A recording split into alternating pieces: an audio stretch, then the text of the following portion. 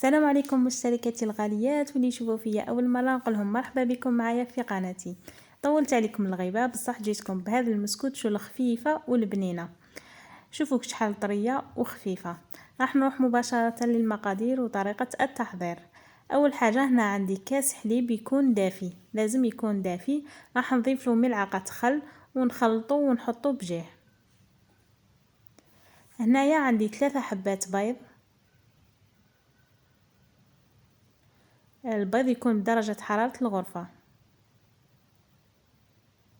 راح نزيد معه رشة ملح وملعقة صغيرة من الفانيلا، ونزيد قشور الليمون اللي راح يعطونا بنة شابة، ونضيفوا معهم كاس سكر عادي. هنايا راح نخلط هذه المكونات كامل بالباتور باش تجينا المسكوتشو تاعنا خفيفة. اللي ما عندهمش باتور يخلطوا حتى يذوب لهم هذاك السكر وتتكون عندنا رغوة. نخلطوا هذه المكونات جيدا. والآن راح نضيف كاس زيت، راح نضيفه غير بالعقل ونخلط حتى يدخلنا كامل هذاك الزيت.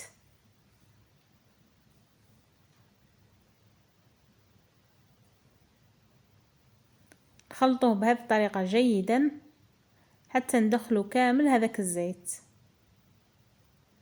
لهنايا هذاك الكاس اللي درت له ملعقة من الخل، شوفوا كيفاش ولا. راح نضيفه للخليط تاعي وراح نضرب شويه برك، ما نطولش وانا نضرب فيها، غير شويه باش يدخل هذاك الحليب. شوفوا الخليط تاعنا ولا شغل رغوه. هنا راح نضيف الفارينه، نضيفوا الكاس الاول.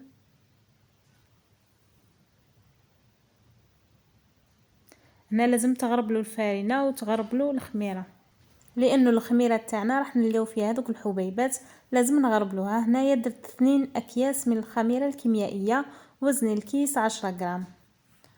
والفارينه ثاني نغربلوها باش يدخلها الهواء وتجينا المسكوتشو تاعنا خفيفه.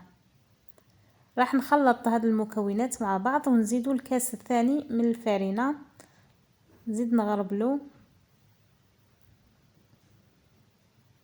ونخلط.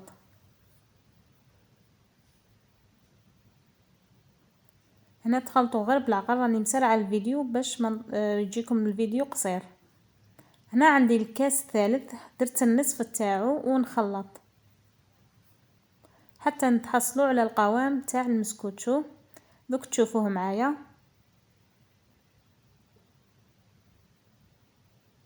نخلطوا هذه المكونات جيدا.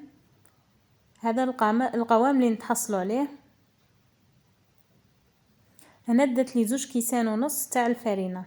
هنايا جبت المول تاعي فيه 30 على 40، نتوما من الاحسن ديروه 30 على 30 باش تجيكم عاليه شويه. هنا كنت دهنته بالزيت ودرت له الفارينه. راح نفرغ كامل الخليط اللي عندي. تفرغوا كامل الكميه. كما قلت لكم من الاحسن ديروا مول يكون شويه صغير على هذا باش تجيكم عاليه. راح نسوي كامل الاطراف بهذه الطريقه ونخبطها شويه. ندخلها الفرن على 180 درجه حتى تحمر لي من تحت ونشعلها من الفوق. وهي سخونه راح ندهنها بالمعجون باش تتشرب هذاك المعجون وتجينا طريه.